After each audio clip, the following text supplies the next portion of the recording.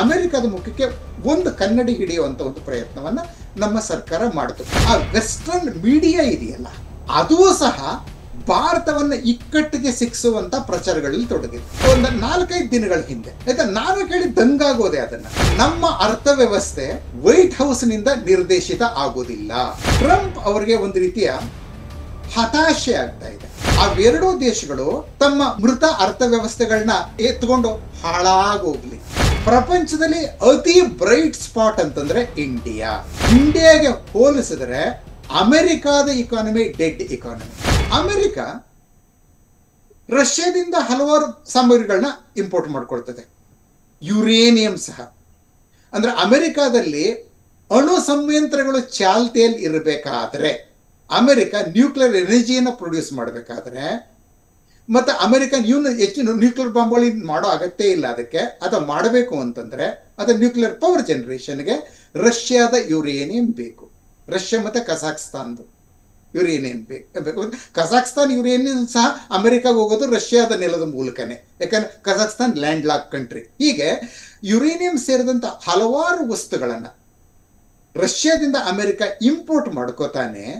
ನೀವು oil import ಮಾಡ್ಕೋಬೇಡಿ ಅಂತ ಹೇಳೋದು ಹೇಗೆ? ಅಂದ್ರೆ ಅಮೆರಿಕದ ಮುಖಕ್ಕೆ ಒಂದು ಕನ್ನಡಿ ಹಿಡಿಯುವಂತ ಒಂದು ಪ್ರಯತ್ನವನ್ನ ನಮ್ಮ ಸರ್ಕಾರ ಮಾಡ್ತು. ಇದು ಓಕೆ.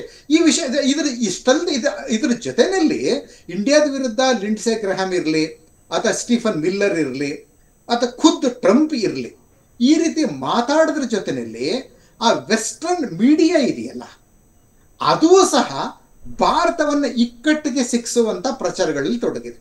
ನೀವೆಲ್ಲ ಕೇಳಿರಬೇಕು. ಒಂದು 4-5 ದಿನಗಳ ಹಿಂದೆ ಆಯ್ತಾ, ನಾನು ಕೇಳಿ ದಂಗಾಗೋದೆ ಅದನ್ನ. ಅಂದ್ರೆ ರಾಯ್ಟರ್ ವರದಿ ಮಾಡ್ತು. ಏನಂತ?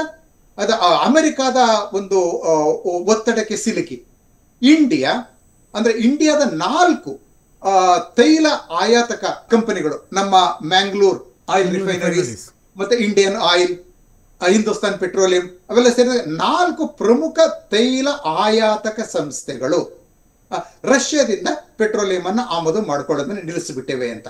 ಅದೊಂದು ಪಕ್ಕ ಸುಳ್ಳು ವರದಿ. ಆಮೇಲೆ ಇಂಡಿಯಾ ಅದನ್ನು ಓಪನ್ ಆಗಿ ಹೇಳ್ಬೇಕಾಯ್ತು, ಇಲ್ಲ ನಾವು ನಿಲ್ಲಿಸಿಲ್ಲ, ನಾವು ತಗೋತಾನೆ ಇದ್ದೀವಿ ಅಂತ.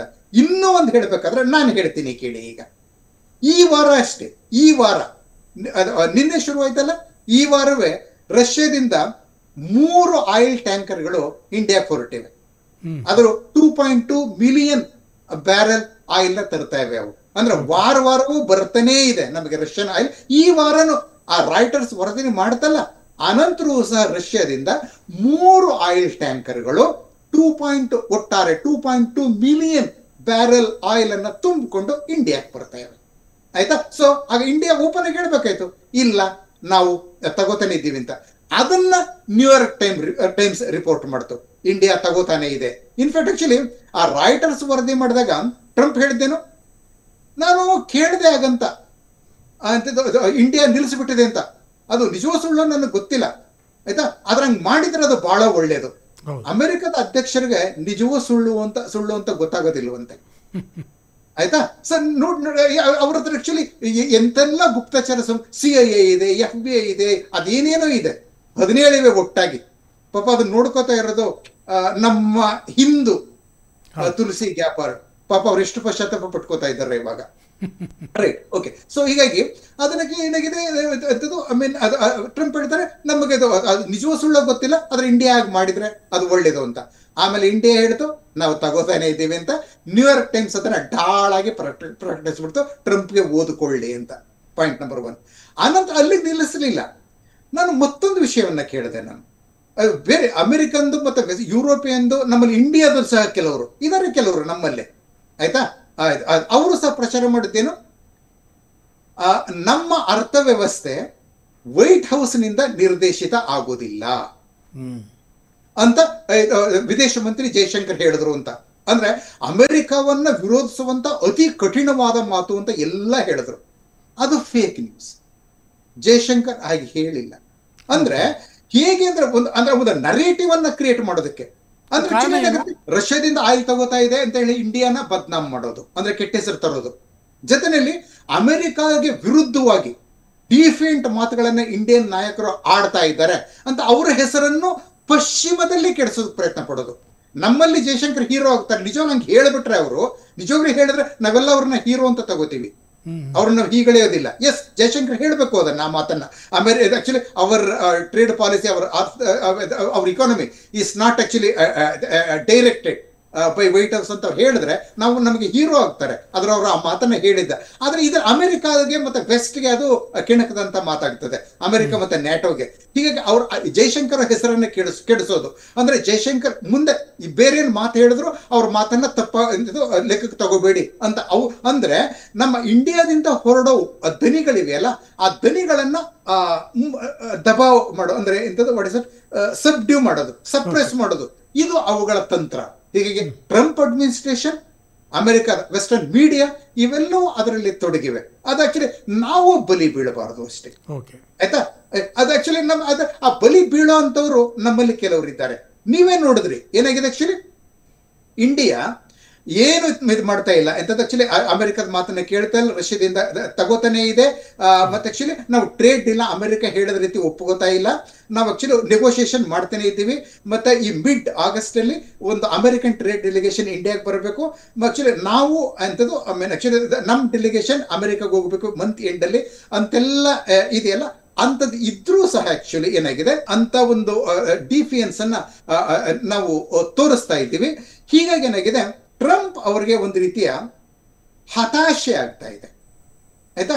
ಈ ಹತಾಶೆ ಆಕ್ಚುಲಿ ಅದು ಅದು ಹೇಗೆ ಹೊರಬಂತು, ಇದೆಲ್ಲ ಇಂಡಿಯಾ ತನ್ನ ಮಾತನ್ನ ಕೇಳ್ತಾನೆ ಇಲ್ಲ ಅಂತ ಗೊತ್ತಾದ, ಪ್ರತಿಯಾಗಿ ತನಗೇ ತಿರುಗುಬಾಣ ನೀಡ್ತಾ ಇದೆ ಅಂತ ಗೊತ್ತಾದಾಗ ಟ್ರಂಪ್ ಹೇಳಿದ್ದೇನು, ಏಕಾಏಕಿ ತಮ್ಮ ಧ್ವನಿಯನ್ನ ಬದಲಾಯಿಸಿದ ಎಂತದು, I don't care about actually India Russia trade relations. ಅಂದ್ರೆ ರಷ್ಯಾದಿಂದ ಇಂಡಿಯಾ ಏನ್ ಆಯಿಲ್ ಇಂಪೋರ್ಟ್ ಮಾಡ್ಕೊಂಡ್ರೆ ಐ ಡೋಂಟ್ ಕೇರ್ ಅಬೌಟ್, ನಾನು ತಲೆ ಕೆಡಿಸ್ಕೊಳ್ಳೋದಿಲ್ಲ. ಹಾಗಂತ ಹೇಳ್ಬಿಟ್ಟು ಏನಾದ್ರು, ಅವೆರಡೂ ದೇಶಗಳು ತಮ್ಮ ಮೃತ ಅರ್ಥವ್ಯವಸ್ಥೆಗಳನ್ನ ಎತ್ಕೊಂಡು ಹಾಳಾಗೋಗ್ಲಿ. ಡೆಡ್ ಎಕಾನಮಿ ಆಕ್ಚುಲಿ ಇದು ಸಹ ಅದೇ ಪಾಕಿಸ್ತಾನದಲ್ಲಿ ಬಹಳ ದೊಡ್ಡ ತೈಲ ಭಂಡಾರ ಇದೆ ಅಂತ ಹೇಳಿದ್ರಲ್ಲ, ಅಷ್ಟೇ ಸುಳ್ಳೊಂದು. IMF ಹೇಳ್ತಾ ಇದೆ ಪ್ರಪಂಚದಲ್ಲಿ ಅತಿ ಬ್ರೈಟ್ ಸ್ಪಾಟ್ ಅಂತಂದ್ರೆ ಇಂಡಿಯಾ. ಮತ್ತೆ ಇಂಡಿಯಾದ ಗ್ರೋತ್ ರೇಟ್ ಇದೆಯಲ್ಲ, ಅದನ್ನ ಎಸ್ಟಿಮೇಟ್ ಮಾಡಿದ್ದಾರೆ 6.4% ಅಂತ. ಅತ್ಯಧಿಕ ಇದು. ಯಾವ ದೇಶದ್ದು ಸಹ ದೊಡ್ಡ ದೇಶಗಳು, ಮೇಜರ್ ಎಕಾನಮೀಸ್ ನಲ್ಲಿ ಟಾಪ್ 20 ಮೇಜರ್ ಎಕಾನಮೀಸ್ ಇವೆಲ್ಲ, ಅವುಗಳಲ್ಲಿ ಯಾವ ದೇಶದ್ದು ಸಹ, ಅಮೆರಿಕ ಮತ್ತೆ ಯುರೋಪಿಯನ್ ದೇಶಗಳು ಸೇರಿದಂತೆ, ಜಪಾನ್ ಸಹ, ಇವನ್ ಚೈನಾ ಸಹ ಸೇರಿದಂತೆ ಯಾವ ದೇಶದ ಇಕಾನಮಿಯು ಇಷ್ಟು ಮಟ್ಟದಲ್ಲಿ ಗ್ರೋತ್ ತೋರಿಸ್ತಾ ಇಲ್ಲ. IMF ಹೇಳೋ ಪ್ರಕಾರ ಅಮೆರಿಕದ ಆಕ್ಚುಲಿ 4 ವರ್ಷಗಳಿಂದ 1% ಇಳಿದಿತ್ತು, ಆಯ್ತಾ? ಈಗ 1.5 to 2% ಇದೆ. ಇಂಡಿಯಾಗೆ ಹೋಲಿಸಿದ್ರೆ ಅಮೆರಿಕಾದ ಇಕಾನಮಿ ಡೆಡ್ ಇಕಾನಮಿ. ಮತ್ತೆ ಅಮೆರಿಕನ್ಸು ತಮ್ಮ ಎಲ್ಲಾ ಕಾರ್ಖಾನೆಗಳನ್ನು ಚೈನಾಗೆ ಶಿಫ್ಟ್ ಮಾಡಿಬಿಟ್ಟು ಅಲ್ಲಿ ಪ್ರೊಡ್ಯೂಸ್ ಆದದನ್ನ ಇಂಪೋರ್ಟ್ ಮಾಡ್ಕೋತಾ ಇದ್ರಲ್ಲ. ಅಮೆರಿಕ ಆಕ್ಚುಲಿ ಇಂಪೋರ್ಟರ್ ಆಗೋಯ್ತು ಚೈನಾದ್ದು, ಆಯ್ತಾ? ಅದರಿಂದ ಅಮೆರಿಕದ ಮ್ಯಾನುಫ್ಯಾಕ್ಚರಿಂಗ್ ಕಡಿಮೆ ಆಗೋಯ್ತು, ಆಯ್ತಾ? ಹೀಗಾಗಿ ಮತ್ತೆ ಈಗಿನ ಕೊರೋನಾ ಎಲ್ಲ ಆದ್ಮೇಲೆ ಅಮೆರಿಕದ ಇಕಾನಮಿ ಲೆಸ್ ದನ್ 2% ಅಂತ ಕಾಣ್ತದೆ. 1% ಈಗ ತೆವಳಾಡ್ಕೊಂಡು 2% ಬಂದಿದೆ. ಈಗ ಅಮೆರಿಕನ್ ಇಕಾನಮಿ ಡೆಡ್ ಇಕಾನಮಿ, ರಷ್ಯಾದ್ದಲ್ಲ, ಇಂಡಿಯಾದ್ದಲ್ಲ. ಇಂಡಿಯಾ ಆಕ್ಚುಲಿ ಅಮೆರಿಕ ಯುಕ್ರೇನ್ ಯುದ್ಧ ಶುರುವಾದಾಗ ರಷ್ಯಾದ ಮೇಲೆ, ರಷ್ಯಾದ ನಾಯಕರ ಮೇಲೆ, ಅಧಿಕಾರಿಗಳ ಮೇಲೆ, ರಷ್ಯನ್ ಆರ್ಥಿಕ ಸಂಸ್ಥೆಗಳ ಮೇಲೆ, ರಷ್ಯನ್ ಪ್ರಜೆಗಳ ಮೇಲೆ, ಒಟ್ಟಾರೆ ಅಂದ್ರೆ ರಷ್ಯಾದ ಸರ್ಕಾರದ ಮೇಲೆ, ರಷ್ಯಾದ ಸಂಸ್ಥೆಗಳ ಮೇಲೆ, ರಷ್ಯನ್ ನಾಯಕರ ಮೇಲೆ, ಅಧಿಕಾರಿಗಳ ಮೇಲೆ, ಮತ್ತೆ ಇವನ್ ಜನರ ಮೇಲೆ ಒಟ್ಟಾರೆ ಅಮೆರಿಕ ವಿಧಿಸಿರುವಂತ ಆರ್ಥಿಕ ದಿಗ್ಬಂಧನಗಳು, ಸ್ಯಾಂಕ್ಷನ್ಗಳು ಎಷ್ಟು ಗೊತ್ತಾ? 24,000 ದಾಟ್ತವೆ. ಇಷ್ಟು ಅಧಿಕ ಸಂಖ್ಯೆಯ ಸ್ಯಾಂಕ್ಷನ್ ಅನ್ನ ತಾಳ್ಕೊಂಡು ಸಹ ರಷ್ಯಾ ಇದೇ ಯುಕ್ರೇನ್ ಯುದ್ಧದ ಸಮಯದಲ್ಲಿ ಡೆವಲಪ್ಡ್ ಇಕಾನಮಿ ಸ್ಟೇಟಸ್ ಪಡ್ಕೋದು. ರಷ್ಯನ್ ಇಕಾನಮಿ ಹಿಂದಕ್ಕೆ ಹೋಗಲೇ ಇಲ್ಲ. ಇನ್ಫ್ಯಾಕ್ಟ್ ಯಾವುದೇ ಒಂದು ದೇಶದ ಇಕಾನಮಿಯನ್ನ ಡೆವಲಪ್ಡ್ ಇಕಾನಮಿ ಅಂತ ಯಾವಾಗ ಕರೀತಾರೆ ಅಂತ ಹೇಳಿದ್ರೆ, ಅಲ್ಲಿಯ ಜನರ ಆನ್ಯುವಲ್ ಪರ್ ಕ್ಯಾಪಿಟಲ್ ಇನ್ಕಮ್ $12,500 ಜಾಸ್ತಿ ಆದಾಗ. ಸೊ ರಷ್ಯಾ ಇನ್ನು ಈ ಯುಕ್ರೇನ್ ಯುದ್ಧಕ್ಕೆ ಮೊದಲು ರಷ್ಯನರ ಆನ್ಯುವಲ್ ಪರ್ ಕ್ಯಾಪಿಟಲ್ ಇನ್ಕಮ್ 12,500ಕ್ಕಿಂತ ಕಡಿಮೆ ಇತ್ತು. ಯುದ್ಧದ ಸಮಯದಲ್ಲಿ ಸುಮಾರು 24,000 ಅಮೆರಿಕಾದ ಆ ಸ್ಯಾಂಕ್ಷನ್ಗಳನ್ನು ತಾಳ್ಕೊಂಡು ರಷ್ಯನ್ನರು ತಮ್ಮ ತಲಾ ವಾರ್ಷಿಕ ವರಮಾನವನ್ನ $12,500 ಹೆಚ್ಚಿಸಿಕೊಂಡ್ರು. ರಷ್ಯಾ ಡೆವಲಪ್ಡ್ ಇಕಾನಮಿ ಆಗೋಯ್ತು. ಹೀಗಾಗಿ ಇನ್ಫ್ಯಾಕ್ಟ್ ಆಕ್ಚುಲಿ ರಷ್ಯಾಗಿಂತ ಅಂದ್ರೆ ಆ ಲೆಕ್ಕಲ್ಲಿ ನೋಡಿದ್ರೆ ಒಂದು ರೀತಿ ಆಕ್ಚುಲಿ ಕಪ್ಪಾಗಿ ಕಾಣ್ತಾ ಇರೋದು ಅಮೆರಿಕನ್ ಇಕಾನಮಿನೇ. ಮೃತ ಅಂದ್ರೆ ಡೆಡ್ ಇಕಾನಮಿ ಅಂತ ನಾವು ಕರೆಯಬೇಕಾದ್ರೆ ಈಗ ನಾವು ಅಮೆರಿಕನ್ ಇಕಾನಮಿನ ಕರಿಬಹುದು. ಚೈನಾ ಸಹ ಆ ದಿಕ್ಕಿಗೆ ಸಾಗ್ತಾ ಇದೆ. ಪಾಕಿಸ್ತಾನ ಎಂದೋ ಡೆಡ್ ಆಗೋಗಿದೆ. ಟ್ರಂಪ್ ಇವಾಗ ಆಕ್ಚುಲಿ ಬಹಳ ಒಲವು ತೋರಿಸ್ತಾ ಇದ್ದಾರೆ ಪಾಕಿಸ್ತಾನದ ಡೆಡ್ ಎಕಾನಮಿಗೆ.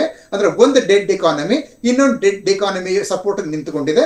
ನಮ್ಮನ್ನ ಅತಿ ಉತ್ತಮವಾಗಿ ಬೆಳೀತಾ ಇರುವಂತ 2 ಇಕಾನಮಿಗಳನ್ನ ಟ್ರಂಪ್ ಡೆಡ್ ಇಕಾನಮೀಸ್ ಅಂತ ಕರೀತಾರೆ. ಇದು ಏನನ್ನು ತೋರಿಸುತ್ತೆ?